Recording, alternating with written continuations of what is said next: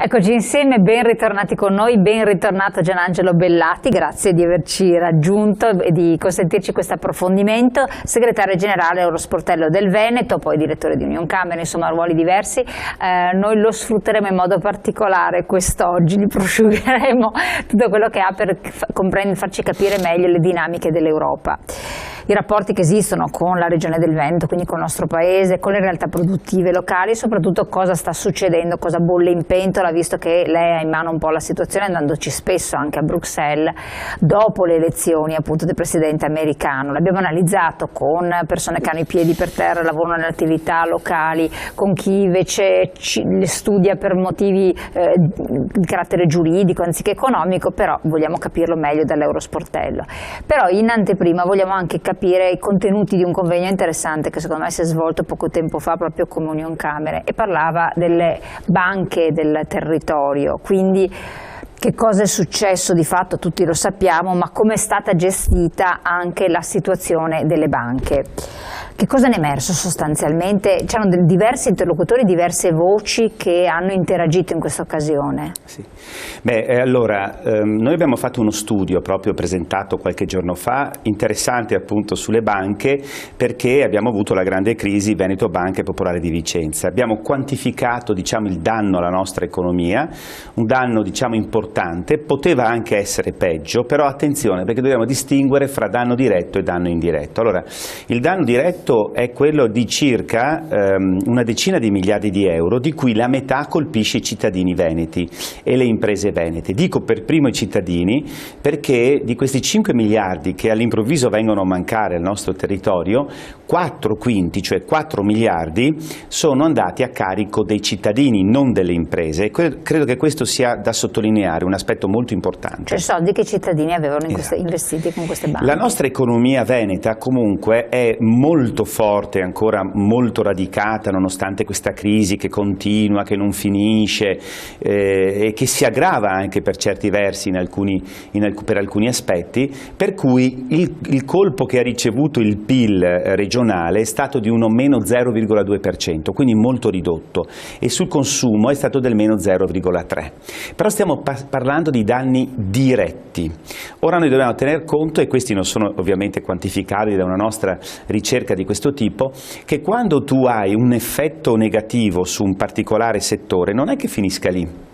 Quando tu mi metti che sono in crisi anche negli enti pubblici un dipartimento importante come sono le province, non è che finisce nell'ambito solo delle province, così anche un settore produttivo nel settore privato, quindi l'effetto, diciamo, non diciamo domino perché è esagerato, però comunque un effetto negativo indiretto c'è, e lo stesso è per esempio con il discorso delle sanzioni contro la Russia. Noi abbiamo quantificato quant'è il totale per tutta Europa, siamo sui 6 miliardi, l'Italia ne avrà uno, noi ne abbiamo 300-400 milioni, ma quello è il danno diretto. Evidentemente quando io so che con quel dato paese, azienda intendo dire, mi trovo con delle difficoltà in alcuni settori, comincio a dire aspettiamo anche per gli altri settori se ne vale la pena, e in più loro là, i russi, che sanno che ci sono delle sanzioni reciproche, possono cominciare a disturbare anche in altri settori il libero commercio o il trasferimento di beni. Per cui ecco, il danno diretto e il danno indiretto sarebbero da considerare entrambi. Che cos'altro ne è venuto fuori di importante che magari i cittadini non si sono resi conto? Ma diciamo questo, che c'è stata innanzitutto una concentrazione di questa perdita di denaro, è stata soprattutto nella zona di Vicenza e Treviso, dove avevano sede appunto le due banche. Ha colpito di più per 6 decimi Banca Popolare di Vicenza rispetto a Veneto Banca, però ecco, noi abbiamo analizzato gli effetti su PIL e su consumo, come ho detto meno 0,2, meno 0,3, però ci sono anche gli effetti che sono quelli appunto indiretti, psicologici, e quindi anche quelli di una diminuzione di fiducia, per cui diciamo che già poi hanno ripercussioni in questa esattamente, già la fiducia non è alta, perché nonostante tutto quello che si dica la situazione è una situazione non di crescita, è una situazione di stagnazione, per cui queste situazioni provocano un ulteriore shock, diciamo, su molte persone che fanno parte della nostra società, perché poi siamo come un insieme di birilli, no? Cade uno, rischiano di cadere anche gli altri, la società è fatta di integrazione, no? Secondo voi queste potrebbero esserci ripercussioni di lunga durata, al di là di quello che è successo? Ma il fenomeno non lo possiamo vedere solamente, a parer mio, collegato solo al fenomeno di queste due banche. Innanzitutto ci dobbiamo domandare perché è successo, come mai si è arrivati a questo, e una volta che succede una cosa per queste due banche, quali possono essere le conseguenze su vari settori produttivi, no? Quindi in realtà questo fenomeno delle banche fa parte di un insieme di cose che negli ultimi anni, dalla grande crisi del 2007 in particolar modo, stanno colpendo la nostra economia, il nostro sviluppo, e particolarmente qui in Italia, e colpiscono evidentemente anche molto la nostra regione, perché noi siamo abituati sempre a distinguere il mondo privato da quello pubblico, e questo è un grande errore. Quando si fa un'analisi dobbiamo vederli insieme, perché l'azienda pubblica equivale al 50%, diciamo, di tutta l'economia, tutto quello che gira nel pubblico, dagli enti locali allo Stato, per cui se abbiamo la parte pubblica che continua a spremere di tasse la parte privata, è ovvio che anche la parte privata non va bene. Siccome la parte pubblica ha una situazione di debito pubblico che non è rosea, perché nell'arco degli ultimi 5 anni abbiamo avuto un aumento di 450 miliardi circa di euro di debito pubblico, peggio che affrontare la seconda o la prima guerra mondiale, è stato un aumento verticale del debito pubblico. È ovvio che la crisi è composta di varie voci, tantissimi settori, il consumo, poi anche i problemi relativi appunto alle aziende che chiudono, ma anche al debito pubblico che non diminuisce, perché questo ci rimane come un macigno, ed è quello che poi frena la possibilità di sviluppare l'impresa. Voglio dire, quando c'è stato il problema dei cosiddetti PIGS, fra cui c'era il Portogallo, l'Irlanda ne è uscita fuori, ma è uscita fuori con una politica di abbassamento del carico fiscale. Quindi alla fine andiamo sempre lì, spesa, entrate, e per le entrate del pubblico sono le tasse che influiscono sulla vita delle imprese. Secondo lei, nella manovra in corso di approvazione, a grandi linee così, c'è del buono o si poteva fare di più, oppure no, non va bene? Ma io non posso adesso dare una valutazione completa di questa manovra. La manovra tendenzialmente è una manovra, diciamo, un po' conservatrice, no? Nel senso che non è che ci siano delle modifiche rivoluzionarie, per esempio nell'ambito dell'aspetto fiscale, e quindi correlato a questo della spesa pubblica, perché in realtà, io lo dicevo tanti anni fa, quando lo Stato va a colpire per risolvere i problemi della finanza pubblica per prime le comunità montane, con una scusa o quell'altra, che valevano lo 0,16 della spesa pubblica totale, poi le camere di commercio che valgono lo 0,22, peraltro non all'interno del bilancio dello Stato, allora è difficile risolvere i problemi della spesa pubblica e quindi anche della riduzione dell'imposizione fiscale. Comunque ne dovremmo parlare con Cosa Giochi Fatti a questo punto, per capire qualche cosa in più. Qualche consiglio che si sente di dare a imprenditori e cittadini? Noi lo chiedono sempre, ma quando avete qualcuno che se ne intende, che è esperto eccetera, che cosa consigliate? Terminando il discorso delle banche, proprio per l'analisi che avete fatto, come Union Camera, lo sportello. Cominciamo dai giovani. Allora, i giovani vengono formati nella nostra società, dalle nostre scuole, dalle nostre università, ed è opportuno che però, finito questo o durante, facciano anche delle esperienze all'estero. Quindi questa è la prima cosa che noi consigliamo, perché le lingue sono fondamentali e noi dobbiamo calcolare l'importanza sempre maggiore delle esportazioni, che dipendono quindi dall'acquisto di altri paesi che parlano altre lingue. Quindi questo è il primo aspetto, nell'auspicio che poi queste grandi energie e risorse che noi produciamo possano ritornare, cioè trovare degli spazi lavorativi e non ci abbandonino per sempre con quella fuoriuscita di persone. La seconda, e qui su questo noi diamo una mano, perché noi offriamo gli stage all'estero, noi abbiamo un programma che come Eurosportello stiamo portando avanti, che è l'Erasmus per giovani imprenditori, che è un programma che ti permette di fare 6 mesi a sviluppare una tua idea imprenditoriale all'interno di una impresa di un altro paese dell'Unione Europea. Viceversa noi dobbiamo cercare delle imprese, perché lo scambio è bilaterale, di imprese che abbiano interesse ad ospitare dei giovani imprenditori o neoimprenditori o quello che vogliono, hanno un business plan per fare impresa, per ospitarli all'interno delle nostre imprese qua. Se poi il business plan viene attuato, bene, e se no non importa, perché abbiamo visto che moltissime volte questi giovani diventano dei punti di riferimento anche commerciali, le specie di agenti commerciali, perché hanno conosciuto l'impresa, vendono quel prodotto all'interno del paese di cui sono originari. Poi noi consigliamo molto di guardare la nostra banca dati Excelsior come sistema camerale. C'è una banca dati molto importante, appunto si chiama Excelsior, perché all'interno di questa banca dati si capisce quali sono le professionalità che mancano, cioè si capisce che tipo di mestieri le imprese hanno bisogno, ma anche che tipo di lingue estere le imprese hanno bisogno, perché è un'indagine che viene fatta proprio presso le imprese, sentendo i loro fabbisogni, e quindi ha anche un'importanza non solo per il giovane che deve decidere cosa fare nel suo futuro, ma anche per esempio per le nostre scuole, per le nostre università. A livello formativo, insomma. Per esempio dire che è importante imparare di più il tedesco, visto anche che siamo poi confinanti, no, come Veneto con l'Austria, è una cosa che sembra scontata, però nel nostro sistema di ricerca viene confermato. Dopo l'inglese la lingua numero 2 è il tedesco. Certi mestieri, tipo per esempio l'informatica, l'elettronica, tanti altri settori che riguardano poi la cura della persona, il settore sanitario, anche questi sono dei settori dove c'è fabbisogno di nuova manodopera. Poi ci sono dei settori che si scoprono più resistenti, appunto sociale, sanitario, agroalimentare, il turismo. E allora uno deve dire: io cerco di indirizzarmi verso di là, no?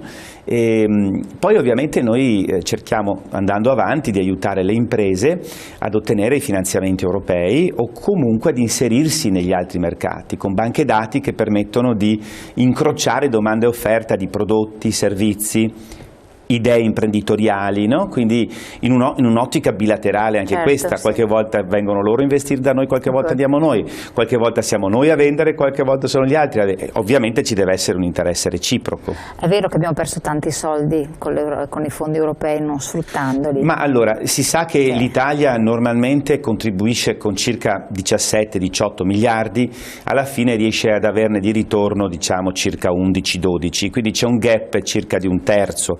Ma che per colpa nostra? Cioè nostra anzitutto, oppure... ecco, dobbiamo tenere presente che allora, se l'Italia vuole essere un paese solidale, ovviamente di quel 2% di tasse che dà al resto d'Europa, perché il 98% resta qui. Ricordiamoci sempre che accusiamo di tante nefandezze l'Europa, però noi paghiamo solo il 2% di tasse. Il 98% resta sul territorio, va soprattutto a livello centrale, va a livello romano. Quindi diamo pochi soldi. Se vogliamo però un paese solidale, dobbiamo tenere conto che mediamente siamo per il momento ancora più ricchi di altri paesi, quindi qualche cosa in solidarietà lo dobbiamo dare. Però noi perdiamo, solidarietà può essere un 3 miliardi, noi perdiamo circa un 3 miliardi, che sono i fondi soprattutto strutturali che alcune regioni, in particolare quelli che ne ricevono di più, che sono nel meridione, non riescono ad utilizzare. A questi si aggiungono i fondi, in particolar modo Horizon, che sono quelli per la ricerca e sviluppo tecnologico, che servono per fare progetti molto complessi, dove abbiamo una notevole difficoltà da parte delle nostre imprese, che sono molto piccole. Perché i requisiti sono non rispondenti alla nostra realtà? Diciamo che basterebbe che noi avessimo più voglia di fare rete, perché non è che conti che l'impresa sia tanto piccola, anche all'estero ci sono imprese piccole. La Baviera è partita come noi, in fin dei conti, solo che hanno creato dei colossi molto di più del Veneto, perché c'è quella voglia di lavorare assieme, di creare la rete, che da noi è più ridotta, l'individualismo è più forte, quindi il micro resta più forte e avrebbe bisogno di reti, cioè di quelle, diciamo, associazioni, camere di commercio, soggetti sul territorio che gli aiutano a dialogare. Certo. Ma il nostro Stato sta andando in direzione esattamente opposta, perché mette in difficoltà questi, diciamo, organismi intermediari, no? Quasi che da internet tu possa arrivare da un centro lontano direttamente al cittadino o all'impresa, risolvendo ogni problema via etere. Infatti, il che non è possibile. Senza il contatto umano, senza la spiegazione, così non funziona, la società è molto più complessa da trattare. Ecco, quindi e la Regione Veneto come è messa con i fondi? Li ha sfruttati abbastanza? Adesso noi siamo all'inizio della nuova programmazione, quindi anche se ho visto... Quelli vecchi sono stati utilizzati abbastanza? Allora, su quei vecchi la risposta vera e definitiva si avrà fra un 3-4 mesi, perché ci sarà la rendicontazione finale su quelli vecchi verso marzo. Su quelli nuovi ci sono stati i primi bandi di gara, c'è stato un po' di ritardo nella partenza, però oggi è impossibile dare, diciamo, un giudizio in questo momento. È vero che c'è il bisogno di una spesa che è controllata e monitorata da Bruxelles, non è che tu devi a fine dei 6 anni della programmazione, ogni anno vieni verificato. Sicuramente velocizzare la spesa in questi momenti sarebbe assolutamente opportuno, però oggi dare giudizi è molto difficile.